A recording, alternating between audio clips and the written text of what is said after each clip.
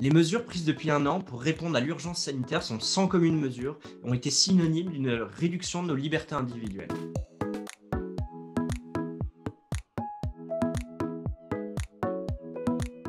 On peut que se féliciter de la volonté de préserver des vies, à tout prix. Cependant, en matière de politique publique, il faut toujours distinguer ce que l'on voit et ce que l'on ne voit pas.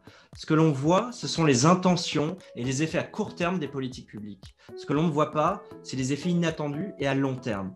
C'est ce qu'on a voulu regarder avec cette note mesurant les avantages et les coûts des confinements en matière d'années de vie perdues ou sauvées. Nous avons comparé les années d'espérance de vie qui ont été perdues à cause des conséquences économiques des confinements avec le nombre d'années de vie qui ont été préservées grâce à cette même politique de confinement.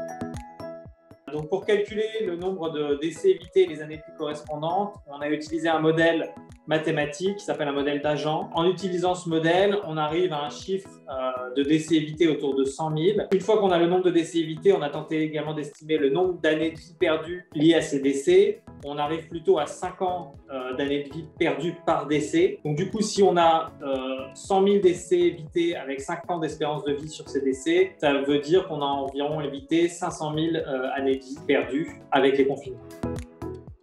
Simultanément, nous avons calculé le nombre d'années de vie perdues en raison de ces politiques de confinement. Selon Secours catholique, il y a eu 1 million de nouveaux pauvres en 2020 en raison de la situation économique. En plus de ce nouveau million de pauvres, on a calculé qu'il y avait environ 5 millions de déclassés, c'est-à-dire des personnes qui avaient connu une perte importante de revenus. Cette perte de revenus a une conséquence assez grave en termes de santé et in fine sur l'espérance de vie. À partir de ça, nous évaluons qu'il y a eu 1,2 million d'années de vie qui ont été perdues en raison de ces politiques de confinement.